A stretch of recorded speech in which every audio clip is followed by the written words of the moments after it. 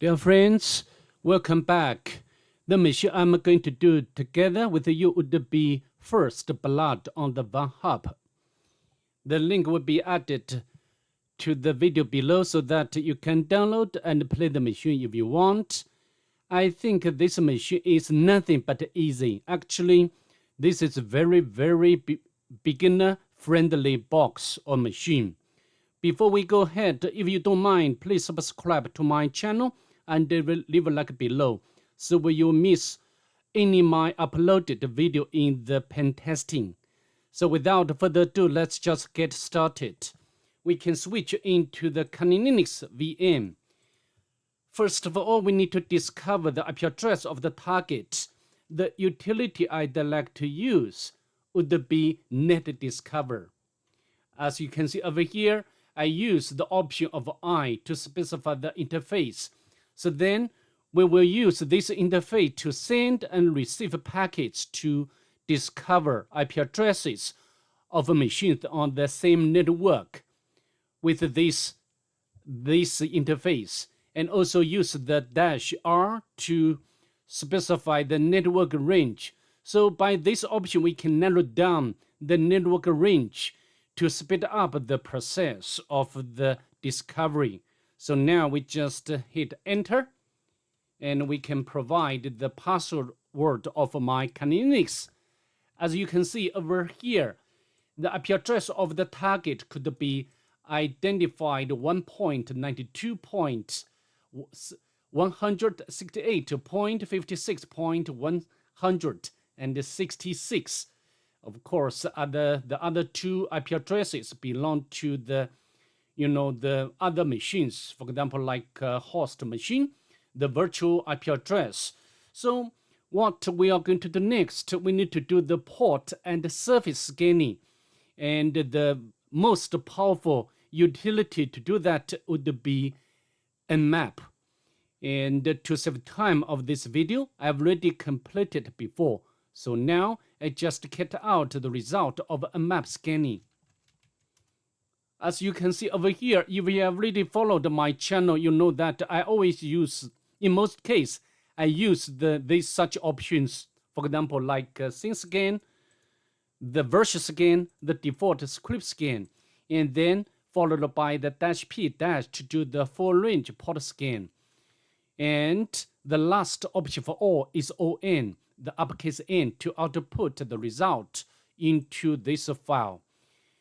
So from of course, this is one of the formats supported by the Nmap. This is the normal format.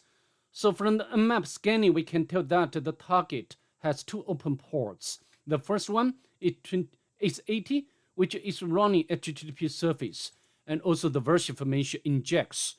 And also we can tell that by the script scanning, a default scripts scan for the HTTP service. The target has robots file which contains one disallowed entry, and this is entry. Of course, afterwards we need to check it out manually. And the last one, very unusual port number for SSH service. So in this case, we have to use the option of the -P-, otherwise we cannot discover this very high and unusual port number, which is running SSH service. Of course, this version 7.6, I think it doesn't have any vulnerability except the username enumeration vulnerability. If you're not sure about it, we can use such a Sprite utility, the OpenSSH, and the number. As you can see here, any username enumeration vulnerability. Of course, this vulnerability is not what we are interested in at this moment. So what can we do next? We need to do the enumeration with the HTTP service because SSH service is not vulnerable. And we need to do such enumeration both manually and automatically. So next we need to open up our browser to do the manual enumeration first. And we can put the IP address of the target into the address bar of the browser. Press enter. And here, some messages. Welcome to this FirstBlood. I thought I would build a beginner box based on comments I saw on Twitter. We all need to start somewhere. The goal here is to guide you through the process with some nudges here and there. For example, when we find a web page, we should also view the source. You never know what you will find. So we can Control U or right click and select View Page Source. Of course, I always do this because this is very standard methodology after all. So for me, I always use this way: right click the mouse and navigate to View Page Source. Click, and then we can get the source code of this page. We need to pay most attention to comments because such comments cannot be displayed on the page, and sometimes will give us very important information. For example, here, while I've got your attention, you should check out this page. So we can, for example, we can copy and navigate to this file, Ramble, and the Ramble words here, learn to move in parallel. If you can do multiple tasks at once, you will cut down on the time it takes to get to root. We are going to do two things at once. First, we are going to run a port scan, and we are going to do a cursory scan on the web port. Of course, I've already done that earlier because this is my personal methodology. So next, the author told us, or is telling us, we need to do the web application enumeration with the Nicto. So we can, of course, this should be always the first two for me to enumerate the web application. And we can put the IP address of the target. As you can see here, I think we can find the hidden directory. In this case should be this one. We can copy and access this directory by browser and press enter. So here, joining Ramble. So frequently we find users will choose passwords based on things or people in their lives. Often we can scrape a site in order to build word lists using the 2Q. Of course, Kali Linux has some or several tools to create a word list. I think Q is one of them, which can create a word list from the web page by scraping web pages. Okay, and also another very important utility for creating word list is Crunch. I always use Crunch very often. If you have already followed my channel, you know this very well, right? So next, in this case, we just use Q, and we can copy the command. Of course, if you don't know about this, you can check it out by the H option. We can Q and H option, and then you can get all options. But of course, the most important option should be, the first one should be the D, or depth to spider. As you know, the HTML documents can be linked with each other, and the D option can specify how many layers we should delve into or we should scrape. Okay, and the mean word length, minimum word length, and another very important option should be, so which one? The should be, I think that's all. Okay, so now I think we can, maybe we could just copy from the, oh, not this one. We can copy from the page and paste it in the terminal. Of course, we need to change the IP address of target, although the author has already told us, and the IP address. Okay, it's done, and we can use WC to do the count of the words in this word list. Okay, there are 137 words in total, and also you can use the head to display the first part of this word list. So I think we can move on, and you do not need to read below this point. Of course, I will do such reading to save your time. So or to save our time. Okay. So what can we do next?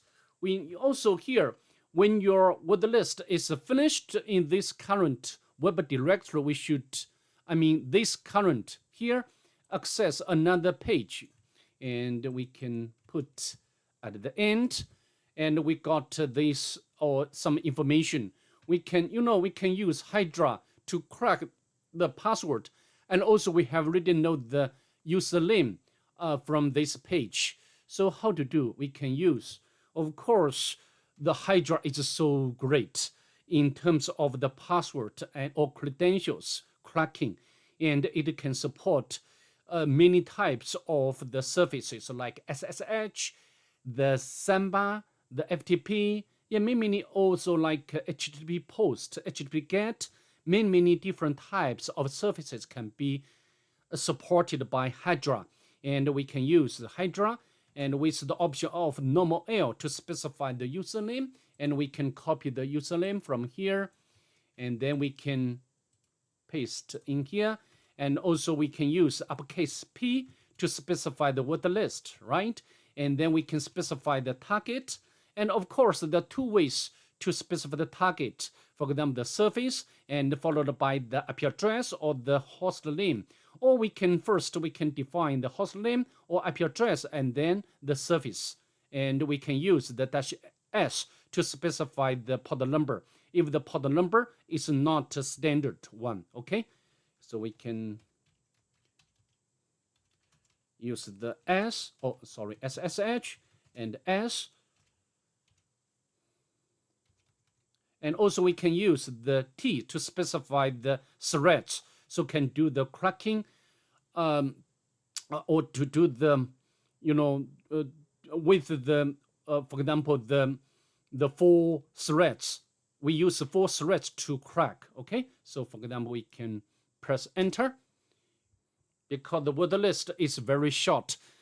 So in this case, will not take a long time to crack. Of course, in the real engagement, we need to use the very big word list, for example, like Rockq, even larger word list. Even we need to use some professional hardware like GPU or FPGA to crack the credentials. But here, of course, this is just for the purpose of the CTF, and no need to, a very long time to do this. So now we just give a bit sweet time to finish cracking, and then we can go on.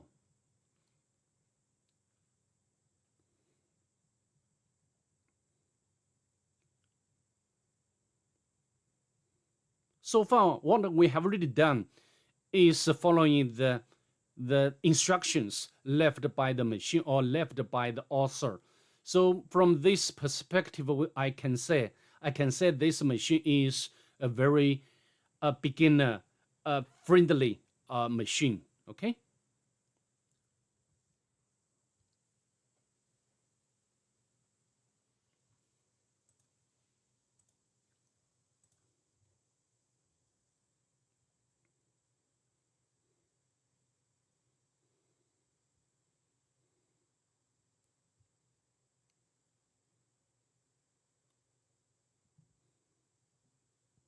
So I think the username should be correct.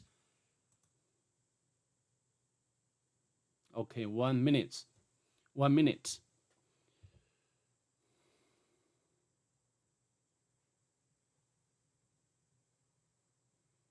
I hope you can also like CTF or the Pentesting. A lot of fun can be got, right?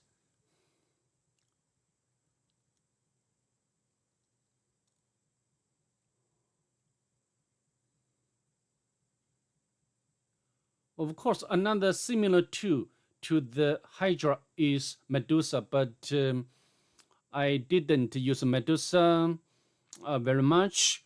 I always use the Hydra to, to retrieve credentials for specific service. For example, like SSH service, like HTTP service, FTP surface, yeah, many different types of surface.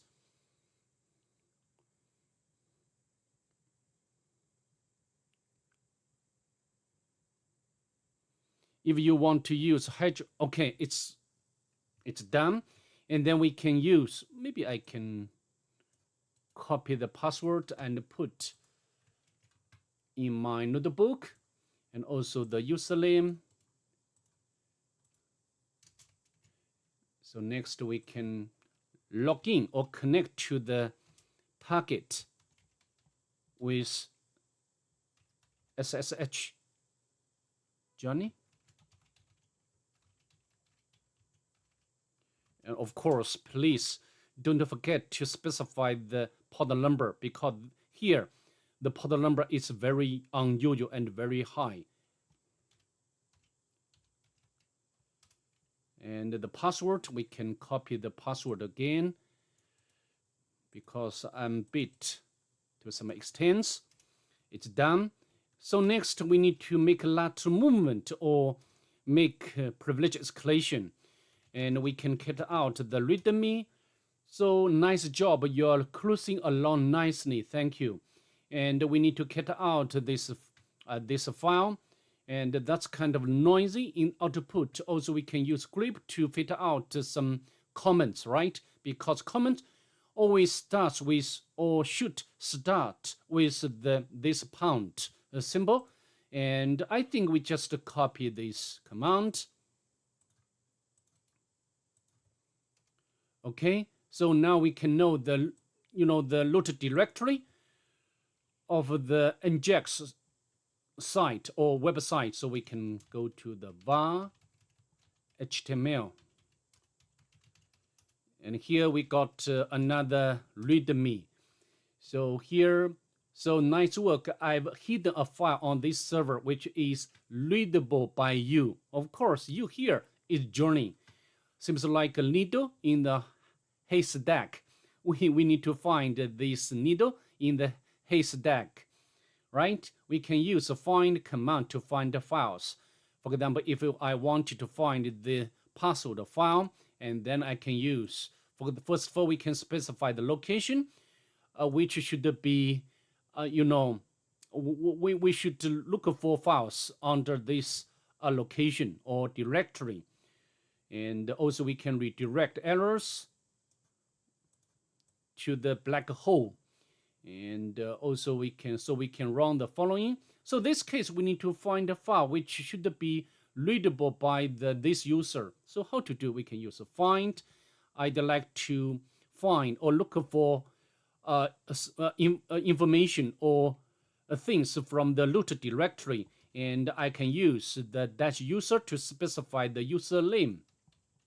And also I want to be interested in files rather than directory, so I can use type option, and F means the file rather than directory, and we can redirect all errors to the black hole. Press enter, and a lot of output. And if we scroll back or scroll up, you can see under the OPT directory, there is readme, and we can copy the absolute path of this file. We can get out, and I think then we can get the next instruction.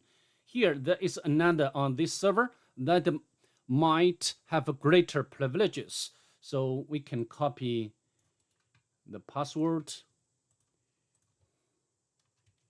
Another user, right? The username should be blood. So I think we can switch our current shell to another user, blood, and then we can copy the password, paste in here. It does work, no problem. And we need to read this file. I didn't think you needed to be told about readme text file. I'm really stoked that you're cruising along. Nice work. If you move into the home directory, we can see the home directories for the other users on this server. And there is a user directory with some text files. Attempt to read both files. Okay, I'll do that. We can go to home directory, and there are 4 users, and we can go to the FirstBlood, permission denied, journey. We have already checked earlier. So next, I'd like to navigate into slide directory, and we need to read 2 text files. We can cut out the first one first. And of course, I think by checking the permission, current user blood cannot access this file. So only this file, the first file, can be retrieved. And so obviously, you're able to read this file, but you're unable to read the other because we do not have permissions. Yes, you're right. If you perform an ls -al, you can see that only the user's line has permission to read. Of course, I know that. Hold that thought for a moment. In some instances, we need to perform tasks as other users or even root sometimes. So we can run sudo, and we can, this user's line can retrieve this file. Okay, so how to do? We can use sudo, but in this case, we need to use object of u, means the username, and we can username, it should be slide, and then we can have a permission to retrieve the another file, okay, which is originally cannot be retrieved or read, okay. And of course, we need to copy the password of the blood user, and I can copy from the notebook and paste in here. So in case I forget my password, I think my here means blood, and it should be this one. So I think now we can, oh, not, sorry, this is my mistake. This password should be for the slide. So now we can switch to slide, and then we can copy the password. Okay, so now, it shows a possible privilege escalation for root, and I think we can run sudo again. As you can see, that we can run FTP binary or command to elevate a privilege, but I think the question is how to do. And this is where another very important website, GTF Opens, can come into play, because this one contains the instruction how to utilize some binaries. For example, the SUID, a bit, or sudo, or any other type of misconfiguration of the binary to elevate privilege. Here should be this one. So we just run sudo and then the exclaimer and the shell. Okay, very easy, right? So we can sudo FTP, and we can, of course, we need to copy the password again from here and paste in here. So now we can use this symbol bin shell. As you can see from the symbol, we know that we have already been successful. And now we can navigate to root directory, and then we can retrieve the final flag, readme. So I think that's all I'd like to cover. Although I said this machine is very, very beginner-friendly box. However, even we do not have the instruction left by author, we can utilize the methodology. The methodology of pen testing, and then we can get to the same destination. Okay, so that's pretty much it. I'd like to see you in the next one. Bye. Have a nice day, please.